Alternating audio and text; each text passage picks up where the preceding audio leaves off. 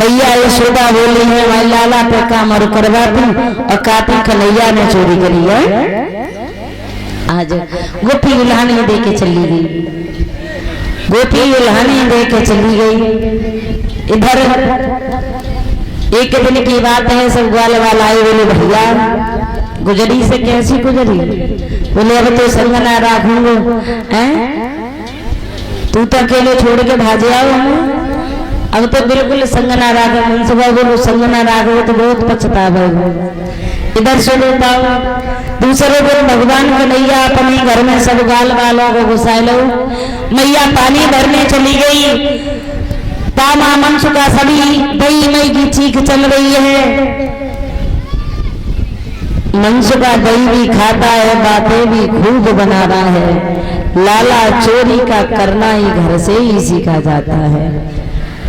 कन्हैया बोले माखन खा रहे उदास, माखन खा रहे सब ग्वाल वालों। पहले मैया पानी भर के आई गई। मैया ने ग्वाल वालों को देखो, लकुटिया हाथ में ली, सब तो भाग गए। मनसुका और कन्हैया पकड़ में आ गए। मैया यशोदा बोली क्यों श्याम, तुम अपने घर में नहीं मानते, भला दूसरे घर में कैसे मानते हो? जब अपने घर में नहीं मानते हो, गोपियां ठीक उल्हाने लेके आती हैं, लेकिन भैया कन्हैया बोले मैया हमने चोरी नहीं करी है, तो बतलाई नहीं बात कन्हैया ने, बतलाई नहीं बात सुनैया।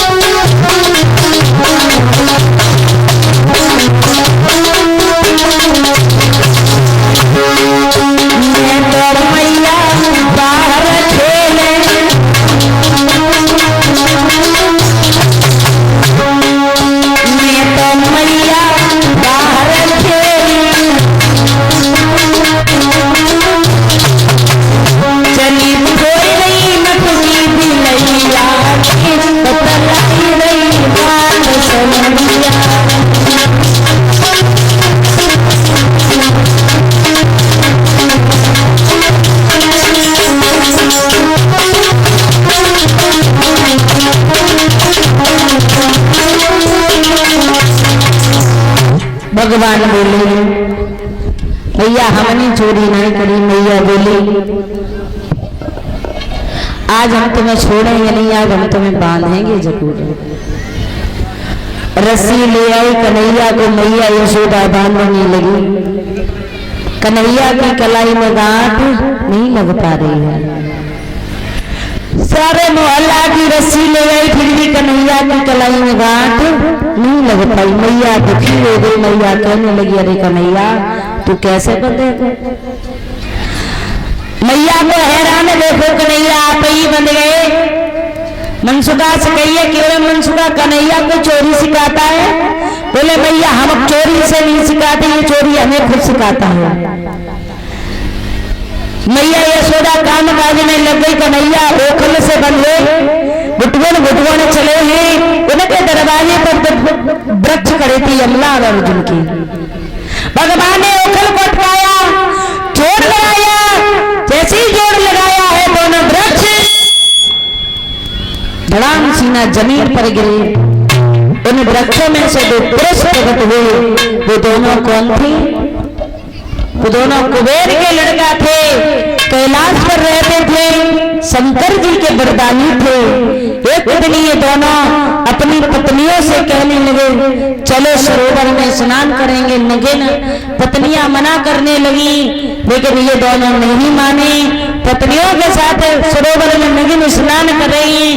तब तक देव ऋषि नारद का आना हुआ। देव ऋषि नारद का आना हुआ। देव ऋषि नारद को देख पत्नियों ने कुछ शरीर ढक लिए, लेकिन ये दोनों यूं खड़े रहे।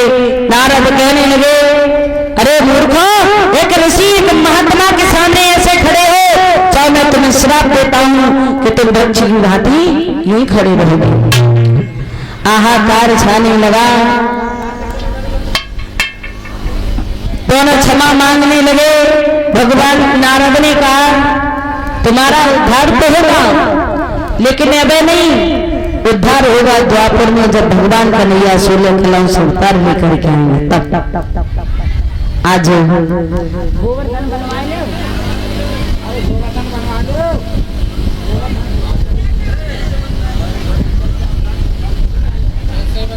तो कई गोबर ले आओ, कभी बना दिए गोबर ले आओ।